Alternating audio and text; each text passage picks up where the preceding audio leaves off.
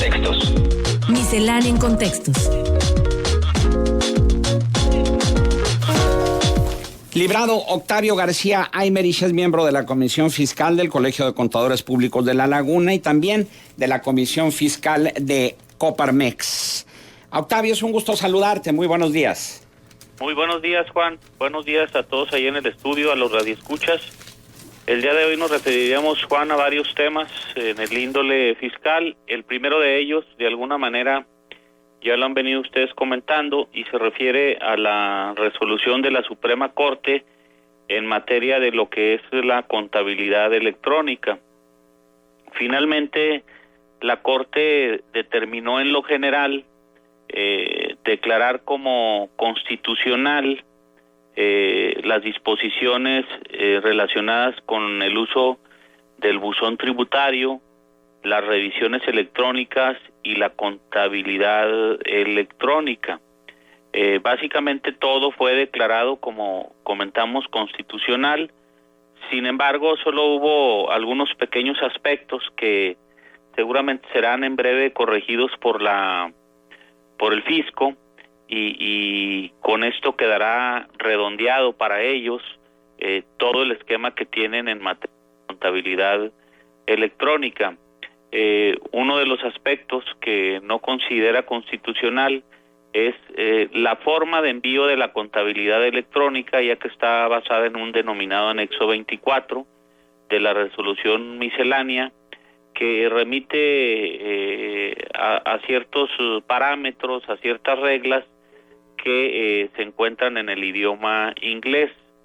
Esta es la razón por la cual lo relativo al anexo 24 es declarado inconstitucional, pero bastará con que se emita una versión en español y automáticamente con eso quedará subsanado esta situación y quedará declarado entonces constitucional todo el esquema de la contabilidad electrónica. ¿Qué significa esto? Pues que los contribuyentes estaremos obligados a utilizar el buzón tributario.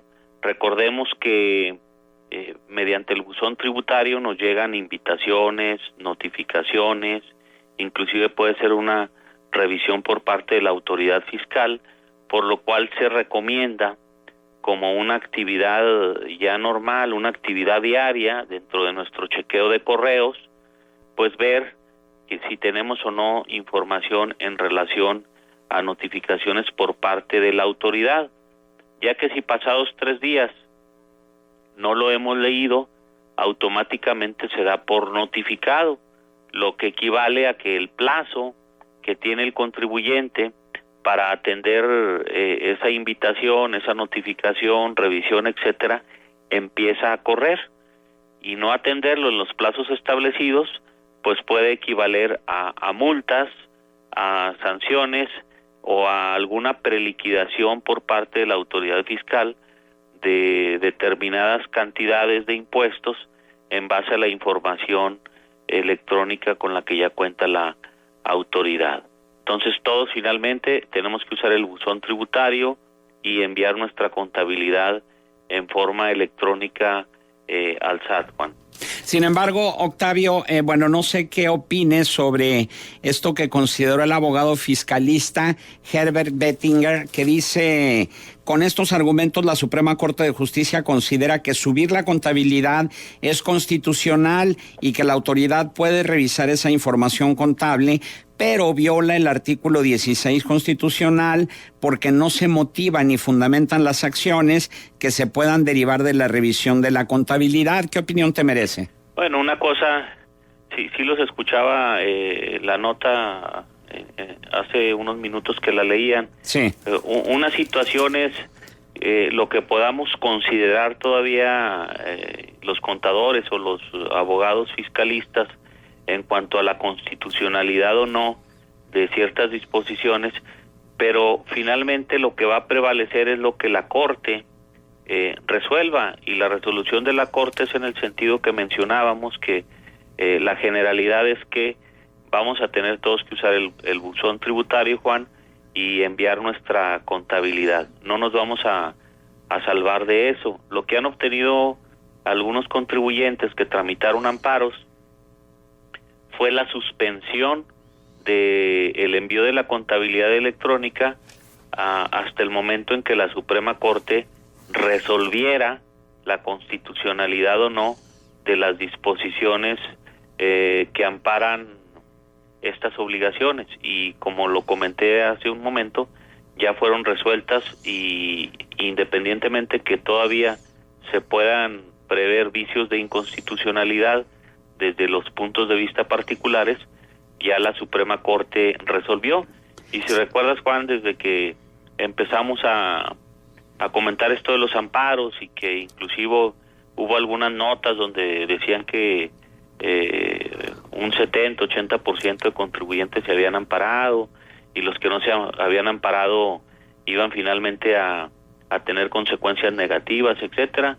La opinión desde el principio era que pensábamos que la Corte iba a resolver en contra de los contribuyentes, porque eran normas que, si bien pudieran desde algunos puntos de vista atentar contra las garantías de los contribuyentes, finalmente estamos hablando, Juan, del envío de información a la autoridad fiscal, y la Corte iba a resolver en el sentido que ya resolvió la semana anterior. Sí, y luego también lo que justificó la Corte a propósito de este artículo 16 constitucional, que dice que cualquier acto de autoridad debe estar fundado y motivado, y que se le tiene que dar derecho de audiencia a las personas. Lo que dijo la Corte es que este artículo es antiguo y que no está acorde con las modernizaciones tecnológicas, y tampoco se toman en cuenta los medios electrónicos de comunicación, porque antes no existían, lo que de alguna manera nos permite concluir que pues hace falta, ¿no?, meter reformas para actualizarlos a la modernización tecnológica, Octavio. Bueno, hemos ido caminando, o el gobierno, la autoridad fiscal, ha ido caminando en ese sentido en los últimos años. Tenemos que reconocer que esta cuestión de la actualización electrónica en todos los ámbitos, y no se escapa el empresarial, el fiscal, etcétera, nos ayuda. Finalmente es algo bueno. O sea, ahora sí que si le vemos el lado bueno, tiene su lado bueno el que nos obligan a tener nuestros números, nuestros resultados, nuestra información financiera en forma más oportuna, y el fisco va tratando de cerrar los caminos para la evasión fiscal. Ellos están haciendo su trabajo, o sea, finalmente, sea mediante el envío de la contabilidad electrónica mensualmente o mediante una revisión directa, pero el fisco pues puede tener acceso a lo que es tus registros contables. De hecho, ya tiene buena parte con la expedición de los comprobantes en forma electrónica, tanto por los ingresos que tú obtienes como por los gastos o las erogaciones que tú realizas. Para mí esto del trámite de los amparos era ganarle un poco de tiempo por algunos contribuyentes para ordenar la casa, para hacer revisiones en sus contabilidades y hacer los ajustes que consideraran convenientes, para que ya la primera balanza de comprobación que se enviara ya fuera sin tanta basura, como le llamamos, sin cifras que no correspondieran a la realidad del contribuyente, o que le fueran a traer un problema al enviárselo al fisco. Pero quien tiene su contabilidad en orden, quien tiene la casa limpia, quien está tranquilo, pues no debería de tener problema, Juan, en el envío de esa contabilidad electrónica. Creo que, insisto, los avances tecnológicos nos ayudan. Sin embargo, hay que señalar por otra parte que hemos tenido muchos problemas en el envío de cierta información, sobre todo cuando llegan las fechas límite de presentación y el sistema, la plataforma del SAT no está suficientemente fuerte para soportar el envío de mucha información durante 2-3 días, los últimos de vencimiento. O también Juan, que nos dan a conocer formularios o formatos o cambios cuando se acercan las fechas de vencimiento, pretendiendo la autoridad que nos adecuemos a eso en fuera de tiempo, cuando si los instructivos, formatos, etcétera, nos los dieran a conocer con meses de anticipación. Inclusive hemos sugerido que emitieran una especie de demo para efecto de que nos metiéramos los contribuyentes, los contadores, etcétera, e hiciéramos las sugerencias pertinentes antes de que ellos ya lo establecieran como el formato o la metodología obligatoria, porque luego queremos cumplir y resulta que fallan mucho los sistemas o la plataforma del SAT, pero supongo que están trabajando para perfeccionar esto y que día a día esto, Juan, se vuelva más fácil de cumplir, que a la fecha no lo es. Entonces es muy importante que los contribuyentes sepan que luego de esta resolución de la Suprema Corte, quien no esté amparado le podrá llegar un aviso en el buzón tributario en el que se le notifica que se le determinó un monto por multa aún sin haber tenido audiencia, Octavio.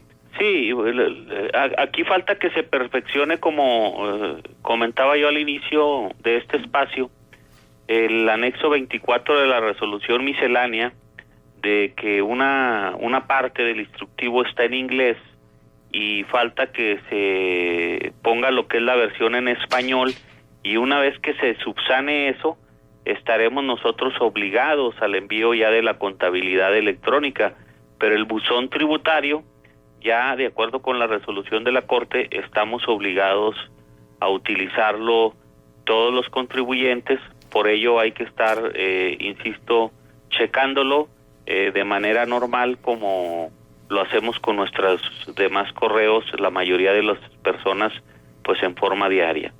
Pues una precisión muy necesaria para todos los contribuyentes, Octavio. Así es, Juan. Bien, ¿algún punto de contacto? Sí, estamos a sus órdenes, con mucho gusto, en el teléfono 712-6071 o en el correo electrónico loga63@prodigy.net.mx. Que tengan muy bonita semana. Igualmente para ti, Octavio García Aymerich, miembro de la comisión de la Comisión Fiscal del Colegio de Contadores Públicos de La Laguna y de la Comisión Fiscal de Coparmex.